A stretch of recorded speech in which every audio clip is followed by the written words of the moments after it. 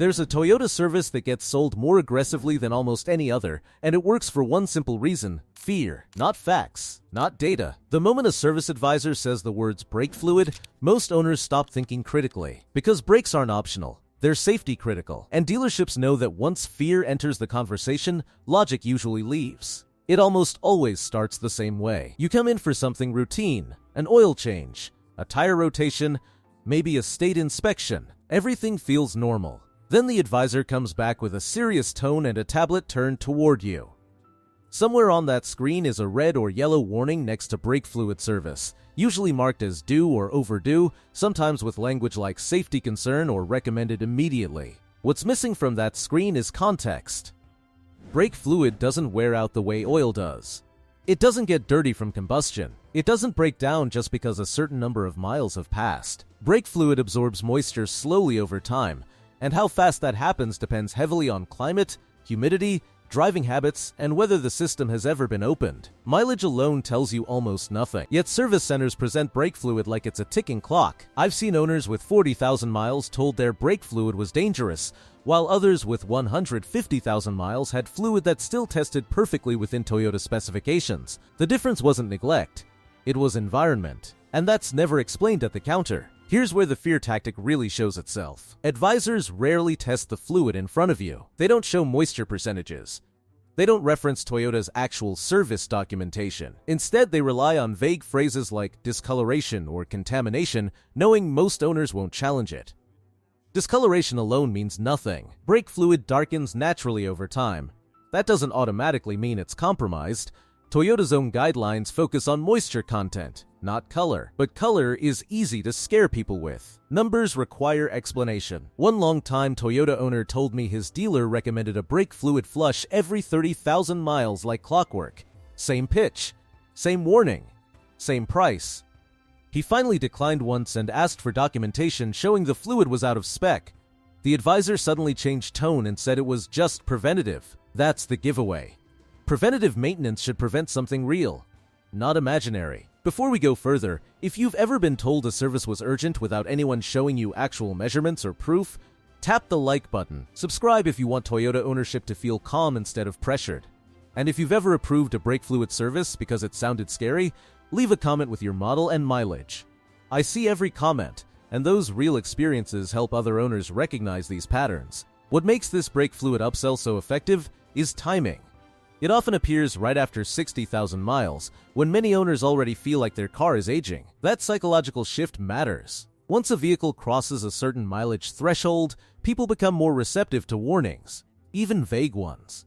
Service centers capitalize on that moment.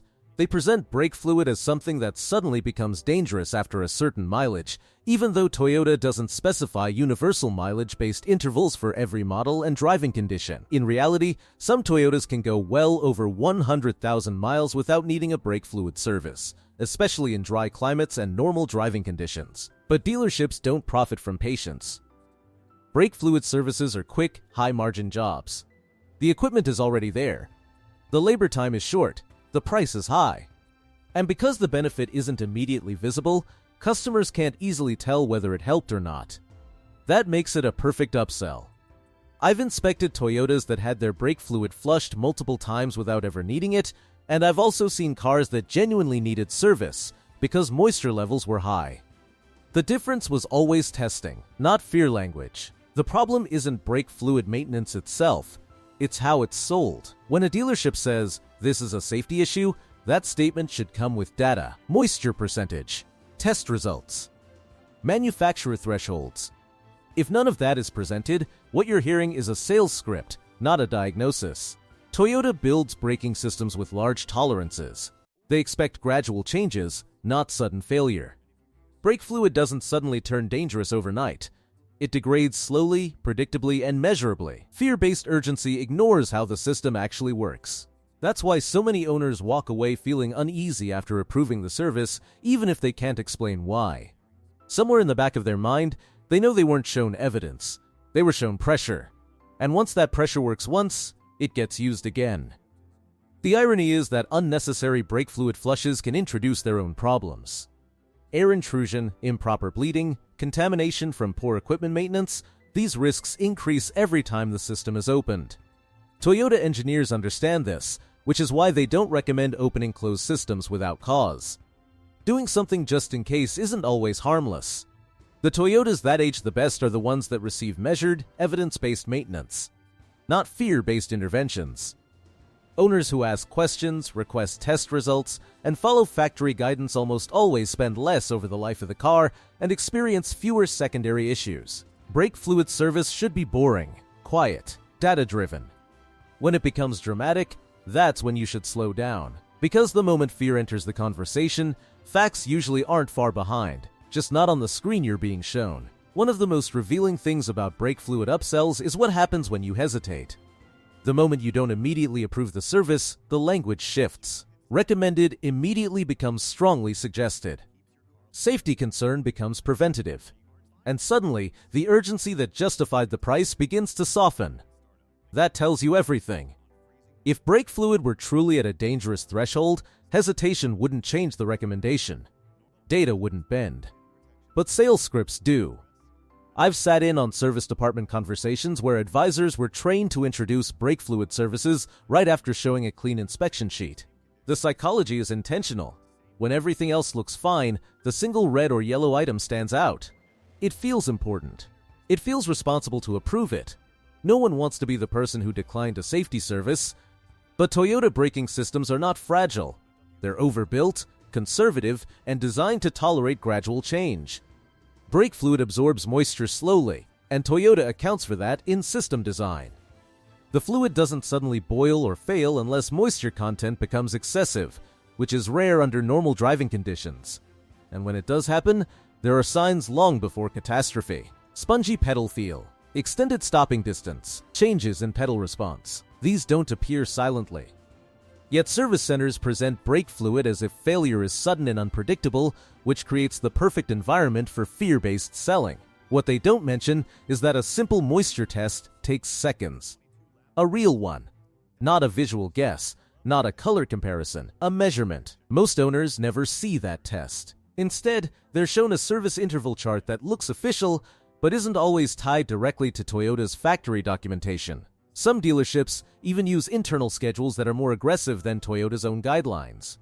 Because internal schedules are designed around revenue, not longevity. One retired Camry owner shared a story that perfectly illustrates this. He was quoted a brake fluid flush at 55,000 miles and declined. 2 years later, at nearly 90,000 miles, the same dealer tested his brake fluid for the first time after he requested it. Moisture levels were still within spec, no service needed. The only thing that changed was his willingness to ask questions. That's not coincidence. That's leverage. Brake fluid services are rarely discussed in isolation. They're often bundled with oil changes, tire rotations, or brake pad inspections. Once you've already approved one service, approving another feels incremental, not excessive. 10 minutes later, a $200 add-on feels reasonable. That's how routine visits quietly turn expensive. Another factor owners don't realize is that many dealerships apply the same brake fluid pitch across completely different Toyota models. A Corolla, a Highlander, and a Tacoma might all receive identical recommendations despite very different braking demands and system designs. The script doesn't adapt because the sales goal doesn't require it. Toyota engineers don't design maintenance schedules that way. They tailor them by platform, weight, braking load, and use case. Service departments simplify that complexity into one-size-fits-all recommendations because simplicity sells better than nuance. There's also a subtle trust issue at play. Toyota owners are often loyal. Many have driven the brand for decades. That loyalty becomes an assumption inside service departments. Advisors expect compliance because historically, Toyota owners value reliability and caution. Ironically, that caution is what gets exploited. The owners most likely to approve unnecessary brake fluid services are the same ones who never skip oil changes, never ignore warnings, and never want to risk safety. Fear-based language works best on responsible people. That's not an accident. When brake fluid truly needs replacement, the recommendation should be calm, measured, and supported by data. It shouldn't feel urgent. It shouldn't feel dramatic, and it definitely shouldn't feel like a surprise during an unrelated service visit. If it does, that's your signal to pause. Ask one simple question. Can you show me the moisture percentage and Toyota's specification for my model? That question alone stops most pressure immediately. Because once the conversation shifts from emotion to evidence, the sale becomes harder, and services that rely on fear don't survive scrutiny. The truth is, Toyota braking systems rarely fail because brake fluid was left alone too long. They fail when components wear naturally or when systems are opened unnecessarily and improperly serviced. Over-servicing can be just as harmful as neglect. Owners who understand this don't panic when brake fluid appears on a screen. They slow down, they ask questions, and they almost always make better decisions. Toyota ownership isn't supposed to feel tense. It's supposed to feel predictable, and when a service recommendation disrupts that sense of predictability with urgency and fear, it's worth asking whether the concern is mechanical or financial. The most important thing to understand about brake fluid is this: real safety issues don't need sales pressure to be convincing. When something is genuinely wrong with a braking system, the vehicle tells you. Pedal feel changes. Stopping distance changes. Confidence disappears. You don't need a scripted explanation or a highlighted box on a tablet to feel it. That's why fear-based brake fluid services are such a reliable profit tool. They target anxiety, not evidence. They rely on the assumption that owners would rather approve a questionable service than risk being wrong about safety. And once that fear takes hold, logic steps aside. Toyota engineers never intended brake fluid to be treated like an oil change add-on. It was designed as a long-interval service, dependent on environment, usage, and actual fluid condition. Not time alone, not mileage alone, and certainly not convenience for the service department. Owners who keep Toyotas running well into the high hundreds of thousands of miles tend to share one habit. They don't react to every recommendation. They wait for confirmation. They separate suggested from necessary. And they trust how the car behaves more than how a screen looks. One longtime Avalon owner put it perfectly. He said the best decision he ever made was learning when to stop authorizing services just because they sounded responsible. Once he did that, his maintenance costs dropped, his ownership stress disappeared, and the car simply kept running the way Toyota intended. That's not luck. That's restraint. Brake fluid service isn't evil. It isn't a scam every time it's mentioned. But when it's pushed without testing, without explanation, and without symptoms, it becomes something else entirely. It becomes a shortcut to revenue. Toyota ownership rewards patience, conservative decisions, and the confidence to say, "Show me why." If this breakdown helped you see service recommendations more clearly, tap the like button so other Toyota owners can find this video too. Subscribe if you want ownership advice that prioritizes longevity over invoices. And if you've ever been pressured into a brake service that didn't sit right with you, share that experience in the comments. I see every comment, and those stories help other owners trust their instincts. Because the goal isn't to reject maintenance. It's to approve the right maintenance, at the right time, for the right reasons. That's how Toyotas stay reliable. And that's how ownership stays calm.